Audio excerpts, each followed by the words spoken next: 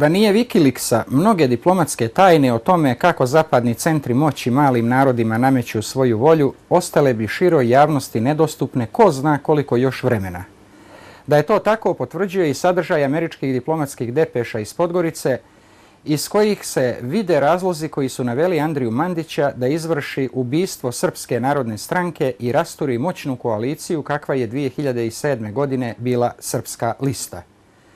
U dokumentu koji je američka ambasada poslala Vašingtonu u aprilu 2007. godine konstatuje se da je Mandić obećao da će pokušati da ubijedi rukovodstvo Srpske liste i glavni odbor Srpske narodne stranke da podrže ulazak Crne Gore u NATO pakt.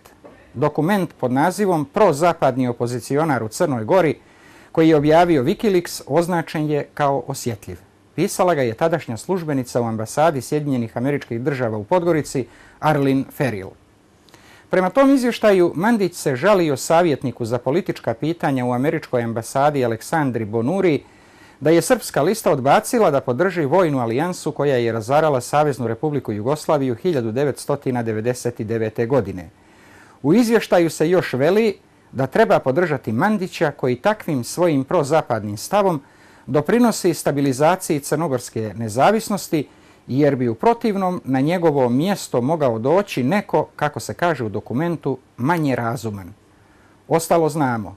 Uslijedile su farse od protesta zbog priznanja jednostrano proglašene kosovske nezavisnosti, štrajk glađu na masnim burecima, kilibardizacija Srpske narodne stranke u Novu, rasturanje Srpske liste, svakodnevna kampanja protiv Srpskog nacionalnog savjeta, postpopisna prekrajanja rezultata izjašnjavanja stanovništva o nacionalnoj, jezičkoj i vjerskoj pripadnosti, politički dogovor o izgonu srpskog jezika iz crnogorskih škola i tako dalje i tome slično. Andrija Mandić je tako pristao da za ništa radi za interese zapadnih centara moći, a protiv interesa srpskog naroda u crnogorskoj državi. Ostaje tajna da li je lider Nove danas svjestan šta je prokockao pristankom na tu ulogu. Da nije pristao i da je sačuvao Srpsku narodnu stranku i tadašnju Srpsku listu, Srbi bi, u to nema nikakve sumnje, danas bili u neuporedivo boljem položaju, a on sam bi bio politički lider grupacije koja okuplja i do 100.000 birača.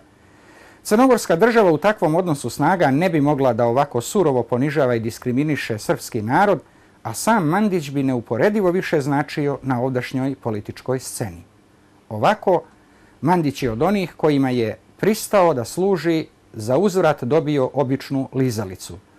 On se danas nalazi u poziciji da se pijan drži plota kao što se crveni vojvoda u politici drži Nebojše Medojevića.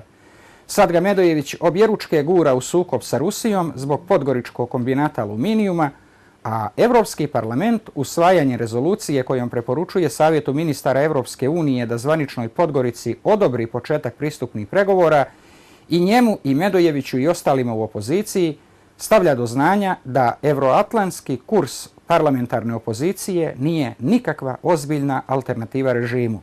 Drugim riječima, pokazuje se da je evropskim centrima moći jedino bilo važno da preko parlamentarne opozicije izvrše pacifikaciju Srba u crnogorskoj državi i da srpski bunt zbog ukupne društvene situacije preusmjere u politički ćorsokak.